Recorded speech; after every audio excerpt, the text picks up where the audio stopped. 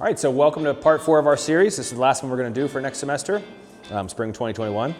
So today we're going to go over some basic vegetable prep. We got 4 vegetables here today. We've got carrots, celery, onions, and garlic. So I'm just going to run you through how to break those down, what you can use them for, and how to cut them up.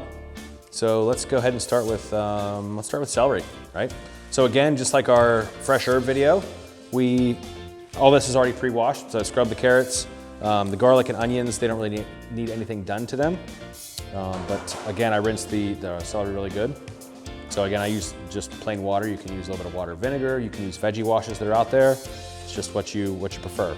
So first thing, when you're cutting your stalk of celery, I usually take the root ball bend off, right? So again, just kind of right where it turns from white to green. Just take that whole chunk off, set it aside.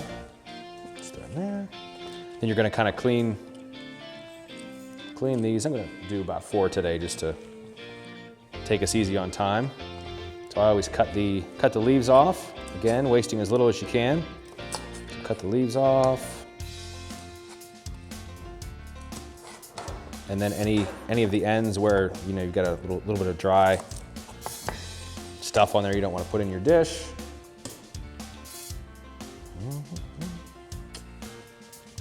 All right, so from here you got a couple choices. If you're making a soup or a roast, so say you want to do a pot roast, you can do a nice chunky cube or dice. A little bit bigger this way, right?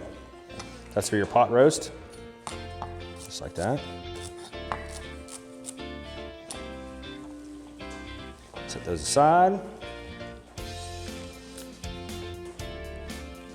Say if you're getting into a soup, I would probably, just depending on what soup you're kind of making, I usually start off with a smaller dice. So just take your knife, run it down the length of the celery stalk. Oops. And from there you're just looking for a nice even dice. Now the key to cutting up any vegetable is when you're cutting them up, you want to keep consistency, right? So what does that mean?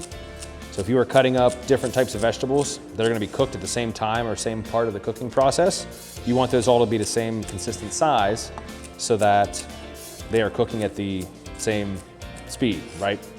So if you have a soup, you don't want your carrots to be extra crunchy and your celery to be mush, right? You want it to be nice and consistent. All right, so that's your small celery dice there. You could also do your celery sticks, which I feel like I don't need to show anybody today because you know what I'm talking about there. Just a good way to eat them for a snack. Last thing I'll show is maybe more of a stir fry or Asian application. So you're kind of, instead of doing any lengthwise cuts this way, we're just gonna do a nice long bias cut or bias slice, all right? And that'll give you a nice long piece to stir fry into say a crunchy stir fry or any sort of dish that you might make there. Good topping for ramen. All right, moving on. So next we're gonna work on our carrots. These are some nice organic carrots. We were just talking about that. Again, these are already scrubbed. So take your tops off. Anytime you're taking your tops off, you're just leaving as little on there as you possibly can, right? You don't want to waste any of that. It's all a good carrot. So let's see, we're gonna peel these real quick.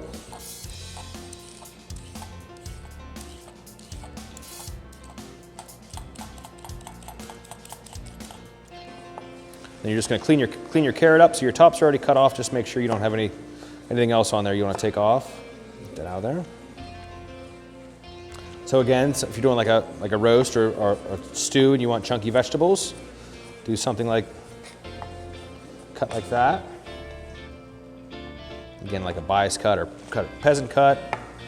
We might do a more complex video with a lot more information in it later. I'm just gonna keep it simple for right now. So again, a smaller medium dice, you would just take your carrot, be very careful, cut down lengthwise. Just gonna quarter this. What I'd call a medium dice.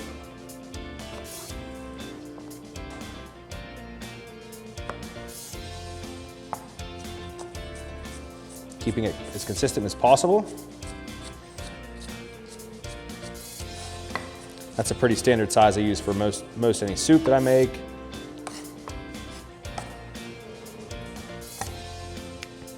All right, so those two are the easy ones. Now we're getting into a little more power packing onions and garlic, all right? So first off, we're gonna start off with the onion. So the first thing you need to do, now I'm just gonna have a disclaimer here. There's a couple different proper ways to cut an onion. I'm just gonna show you the way I do it.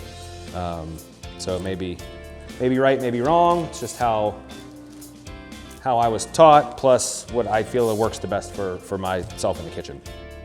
So right now you got the skin on your onion. I would start by taking off the top of the onion. So when you're looking at the onion, this end here where the roots are, that's obviously the bottom, right? So it grows in the ground like this. So this is what I would call the top end, right? So root end, top, bottom. Cut your top end off. Again, leaving as little on the top as you keeping all your onion with you, right? So from here, some people might try to peel the onion, but the next step I always do is cut the onion in half, right? So I like to leave the roots and the bulb end on to hold this whole onion together. So then from there, once I get to that step, then I'm gonna peel the onion real quick.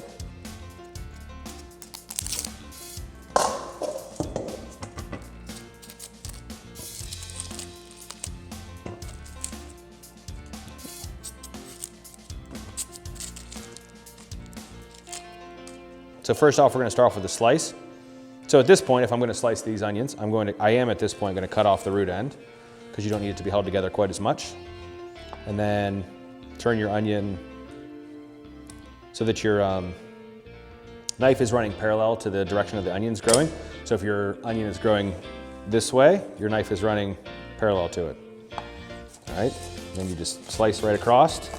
Again, working on your claw method that we talked about. Once you get most of the way across, I turn the onion around so that you have a more stable onion to work with. And just slice it all the way down. All right, so that's your slice. That just gives you a nice julienne or sliced onion there. You can caramelize these or cook them into pasta. All right, next we're gonna dice the onion. So this is why I always start off by leaving the bulb end on, because that gives you a nice structure to hold the entire onion together, right? So again, you're not gonna cut through the whole onion. So last time we sliced all the way through, you're just gonna start with the tip of your knife and make little slices through that just come to the back of the onion, but keep it together.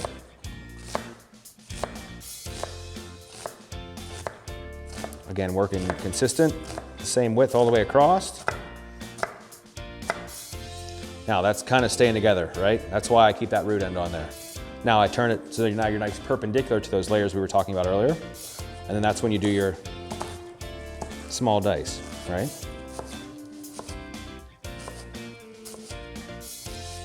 Now when you get down to the end, your onion starts to look like this, right? You wanna cut it down, you don't wanna waste any of that.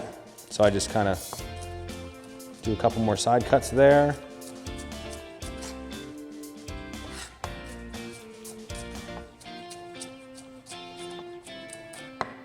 And take it down to the point where you basically have nothing left, right? That's it. All right, so that's our onion. All right, next we're gonna work on this garlic. Just a quick note about garlic, when you're picking it out at the grocery store, you always want to, don't go for the size of the garlic clove. You want to, well, it's probably not the best advice right now, but pick up a couple cloves of garlic and you want to go for the ones that feel heavy and dense. That's the best garlic, right? If they're light, that means they're dried out or they're just not there. So the quality's not there. So the first thing I do is I kind of break this little stem around a little bit and just loosen up your garlic bulb.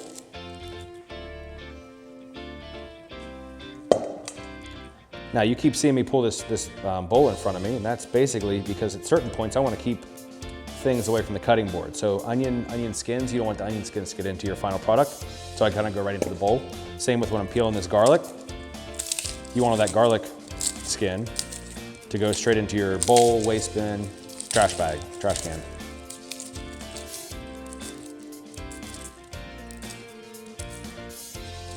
All right, so from that point you can start to break your bulb apart. All right, from there you've got your garlic clove, right? So this almost looks like a small onion is kind of what it resembles, right? So you've still got a little, the spot where it connects to the bulb itself, which is almost like the bottom of your onion. And then you've got the same peel on it, right?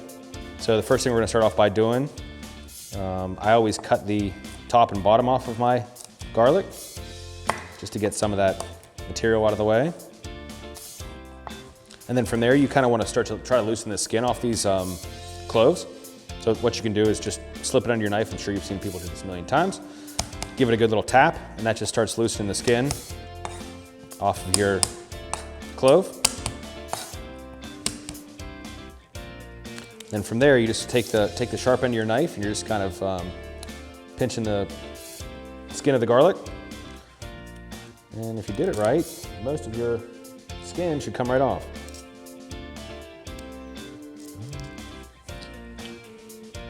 All right, so garlic's peeled. At this point, you'd probably do one of three things with it. You're gonna mince it, slice it, and then what I talked about in one of our earlier videos, you can also microplane it. So microplaning is good for finer sauces or vinaigrettes. A lot of times I use the microplane to grate the garlic if I'm making guacamole, which is one of our favorites at the house. So first off, we're gonna slice the garlic. So anytime you slice garlic, you're gonna try to get it razor thin as you can. I'm sure everybody's seen Sopranos and the scene where we're slicing the garlic with a razor blade. Essentially the same thing. So again, you're holding your garlic clove, but you've got your claw formation, so you're keeping your fingertips out of the way.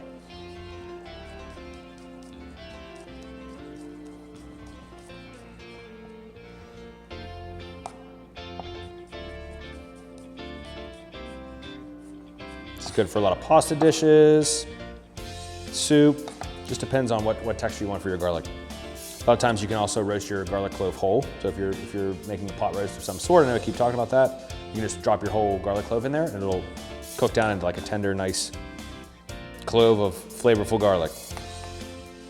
So same thing, if you're gonna chop or mince your garlic, you start off by slicing it. And then from there, you would just take it and mince it all the way down.